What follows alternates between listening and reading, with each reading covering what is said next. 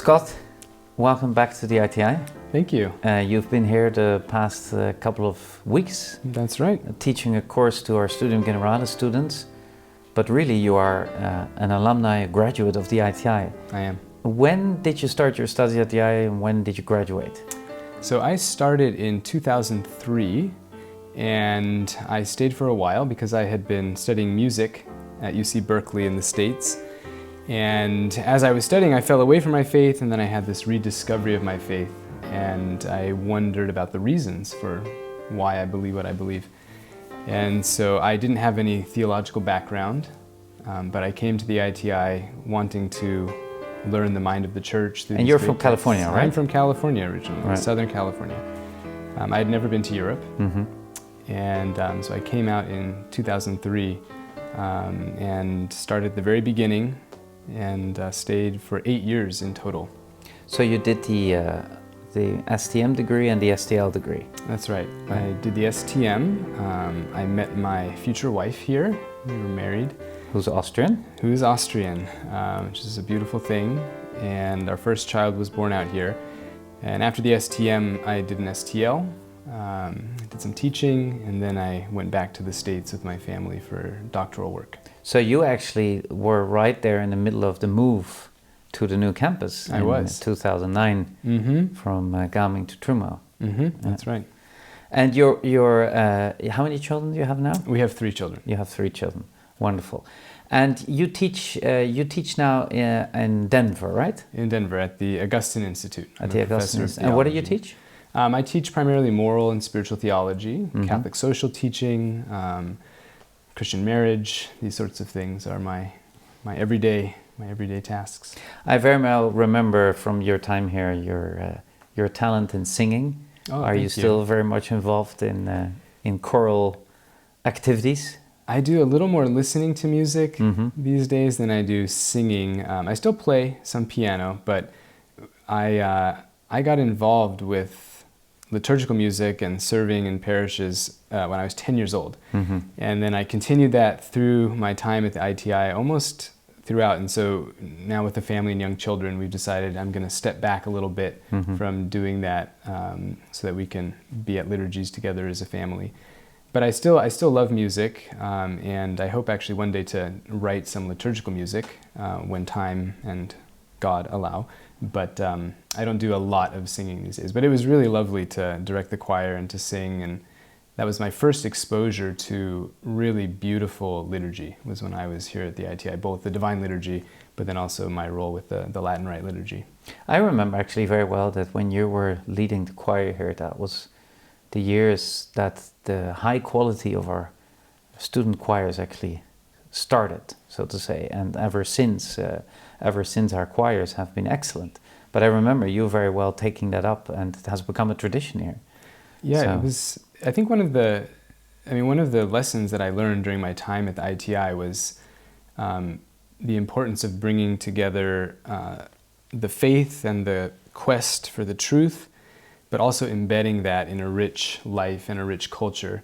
And so during my time here, the way that I invested myself in the choir was really part of that discovery and that growing love for the cultural aspects of the faith, which are the natural expression of a faith that's penetrated the heart. So music was one primary way that I was able to make a little contribution there. Well, that was certainly a great contribution. Yeah. And then after you did your licentiate here, and that's another thing I remember, we were very proud because you were accepted into the doctoral program at Notre Dame University. Maybe you can tell a little bit about that. Yeah, well, that was very exciting, and it was really a great blessing. I had such solid formation at the ITI, and the professors and the fellow students really helped to fire up within me a love for the truth. And so I wanted to go to a pretty rigorous doctoral program, and Notre Dame has one of the top programs in the country. A lot of good people there.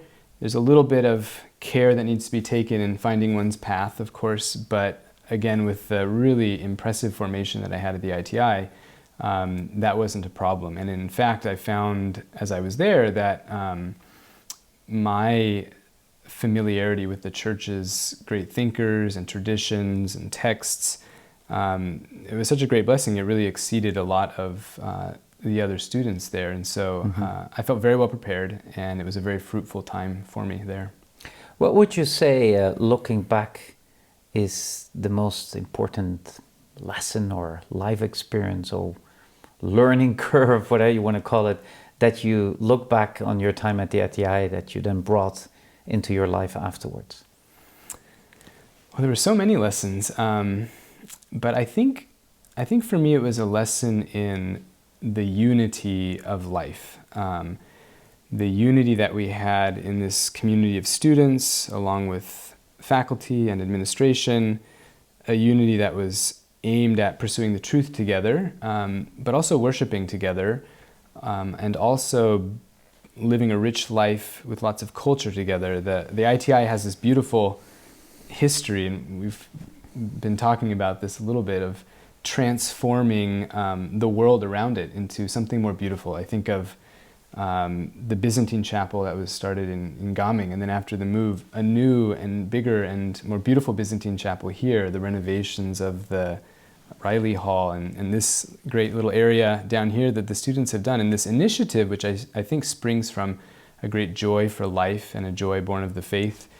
It's that unity of life that lives out the faith and transforms the world around it with beautiful things, with loving things, with truthful things. And that's been a great gift for me, trying to live that out in my own small way wherever I've been after the ITI.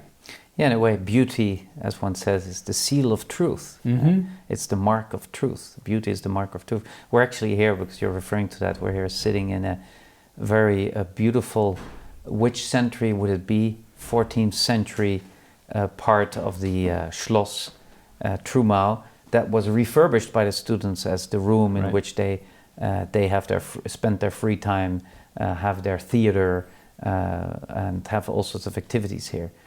These walls breathe a lot of history, in fact. Right. Which, talking about beauty, brings me actually to my third question to you today, and that is, what would you recommend to Catholic students or young Catholics around the world who are discerning their vocation, both their professional vocation as well as their life vocation? What advice would you like to give them? What would you like to tell them is their role in this world? In a world that I think we all agree is pretty confused, to put it mildly, but also has an enormous amount of good in it and people wanting to do the good. What would you advise those young Catholics?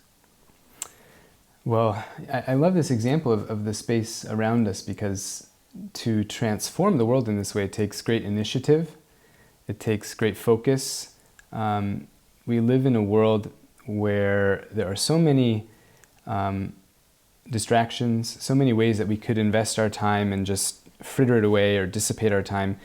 But it takes a real commitment and it takes real courage to do something great for the Lord and for the community in which one is living. So, as you mentioned, I would say to really try to each day be aware of the goodness of life and how we are called to courageously add to that goodness in any way that we can.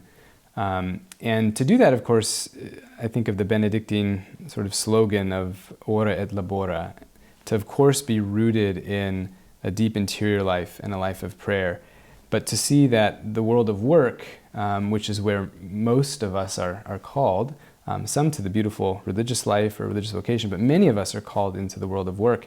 And this is not something that's opposed to that interior life, or it's not something that is in competition with it, but seeking excellence and transforming the workplace, transforming our culture.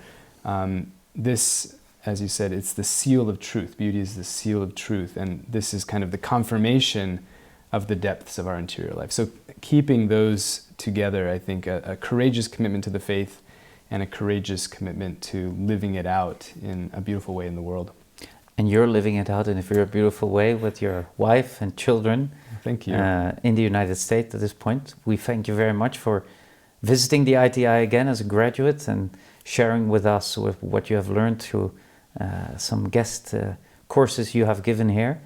And we are very proud of our graduates around the world. So thank you very much. Well, thank you for the opportunity to be here. It's a delight.